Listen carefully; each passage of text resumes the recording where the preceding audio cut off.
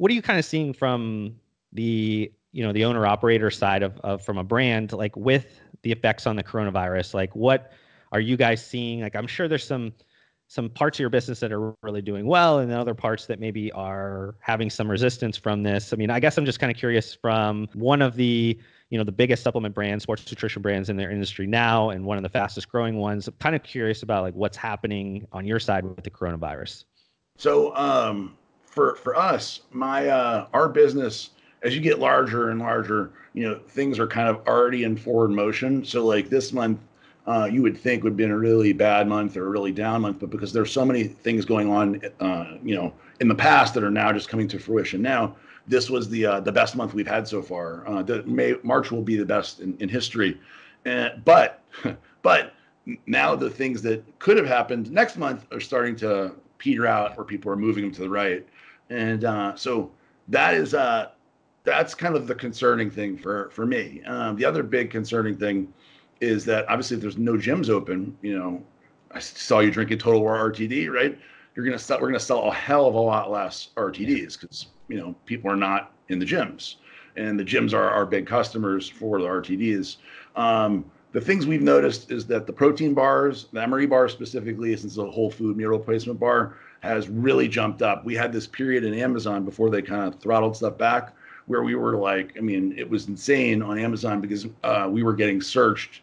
And when you type in meal replacement, we were coming up towards the top. And obviously it made sense at that time when people were really panicking that we had customers buying 10, 15, 20 boxes of bars. So you had this has been a really crazy month for Amazon. We'll be up almost 100% for the month over month for Amazon. And then direct to consumer has been good, but has started now slowing down, just like Amazon has started slowing down. So now Amazon is back to about what we were doing before on a daily basis. And then the website has slowed down below now where we were before on a daily basis. So, all in all, for us, the disadvantage of being a large company is that we have a lot of big fixed expenses. So my big fear was if and knock on wood, it won't happen, that our shipping got shut down.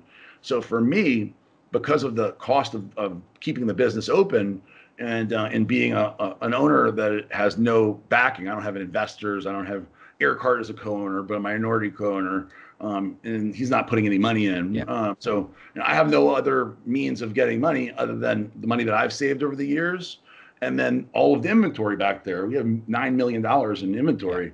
You've seen how much stock we carry. So if I can't take that inventory and turn it into cash, there's a very short period of time that I will be able to stay afloat. And I'm in a much better position than most people in most companies. So if I keep paying my employees and keep paying my bills, and obviously you can't just stop paying your manufacturer because that would then prevent them from continue making products. It would damage the relationship. So you have to figure out how to keep that going. And obviously we have a fantastic team. I want to make sure that I can keep paying them. But if I keep going, let's say we are shut down, how many months could people make it? I'm sure a lot of people out there in the restaurant business and the event planning business and entertainment in general, they're asking themselves that right now. How long can we make it? Because I know for me personally, it would not be long. We're not talking, if we shut down today, come the end of the summer, Redcon is long gone, Yeah. The people here will be, would have to be furloughed or whatever. And man, that's the worst thing. And the scariest thing for me isn't about myself. I'm scared for everybody and all the families that, we have 120 plus families rely on this place to keep afloat. So it's super scary to think that something could happen even to the fastest growing sports supplement company in the world, that we could literally go out of business based on not being able to have cash flow. So it's a super scary time. So I think for myself in my situation, and then I think about all the smaller brands out there, and I wonder how many will be gone when we get, our head comes out of water with this. So I'm praying that everybody is safe, that they were smart about, saving money, being prepared, and that hopefully, we get some kind of vaccine or something. I've been watching the malaria drug, hydroxychloroquine, very close, and all the other ones that are coming out. In Israel, they have one that's supposed to be very promising. So my hope is that we don't wait till the curve, flattens and stops because there's all kinds of science with viruses about how they can be seasonal, how it could go but then come back. So it's a scary thing, and I'm hoping that there's all these smart people that are focusing all their time and energy around the world on this will come up with something big. That's kind of my thought on all of it as well. Is like, I'm not a science guy, and I try not to get too much into the weeds on the science part of it. I know that there's people that are a million times smarter than me in that, and that's not a worry for me. I've focused a lot of my attention during this is around more of the economy side of it, because that's a lot where I understand things. And I've kind of focused, instead of looking at what drugs are coming up, I'm looking at more of the testing. And I know that something just kind of came up around Abbott Labs yesterday around a very quick test, because I want to see, who has it, who doesn't, who has, whatever the antibodies and things in there, and who can go back to work. Because I think that that's an important part of this all, is that we do need to get back to work. That's, there's the body count that is totally a real thing. And I want to make sure that people know that, like, I'm not discounting life, but the idea that there's this black cloud that people aren't paying attention to, that is potentially 20 million people in America that might not have a job in a couple of weeks, and over a couple of weeks that starts to create a dire situation. Regardless if you're getting regardless if you're getting $1,200 or not or whatever, that doesn't really cover a lot of people's expenses or anything. So you're getting to this point where that then starts to create a lot of issues, and that's kind of where a lot of my kind of focus has been. I've fielded more calls probably in these last 3 to 4 weeks than I've ever in my career. And I think that a lot of people, to your point, I mean, I don't necessarily think that they were set up for this. They were running very, close to paycheck to paycheck in terms of their business. And then something like this happened, and all of a sudden it was like triage moment. Like, what can I do to save my business? I don't want to cut off my leg yet, but like, is there something that I could do to save what's going on? So I've been like mentally exhausted trying to figure out, is there ways to adjust these businesses on the fly as quick as possible? And some of these businesses, 20, 30, 40, $50 million businesses, it's not like you could just turn the ship around in a second. Now, if you're running a couple $1 million business, yeah, I mean, you could pivot in a second and move and do what you need to do. But some of these businesses, it takes a little bit of time. And to your point on your size, I mean, it takes a lot longer when you're the level that you're at. You can create all the pivots and all the little short adjustments to try to save some of the runway for a little bit longer, but it's like, it's not as easy as people see it or think it's as easy as you see it. And I think that a big argument I've been seeing lately around this whole point is that people see a revenue base and then they think that they should be fine, but they're not realizing that there's also a incremental amount of expenses that go up with that. Just because a business is doing $100 million, that doesn't mean they have $100 million sitting in the bank waiting to, to weather the storm. No, you're 100% right. And for something that Donald Trump said that I think really, whether you like him or not, should resonate with everybody if you're watching the economy and what this can really do in the long term, having people out of work for months and months at a time. So he said that the cure can't be worse than the problem. Yeah. And if the cure is shut down the country for 3 months, bro, people have no conception of what that would mean. The world may never be the same after that. Literally, you may not. We've had I think 53 recessions since the 1850s, right? We've had one depression.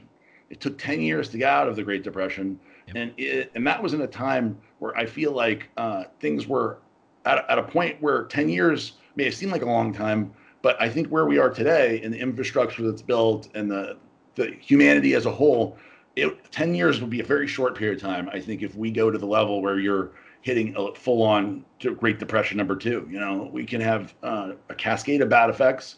Plus, all you have to think of, this is my thing for people, right?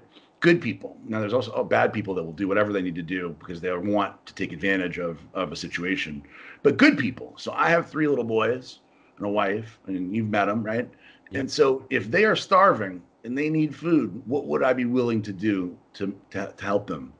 Fucking anything. Yeah. So, and I think that if it gets to a situation where that's where we have people at, where there are people saying, my kids are going to starve to death, I need to go get food, they're going to do anything and everything you can imagine. And that's the good people. The bad people, they're going to be way out there doing that way before. Yeah.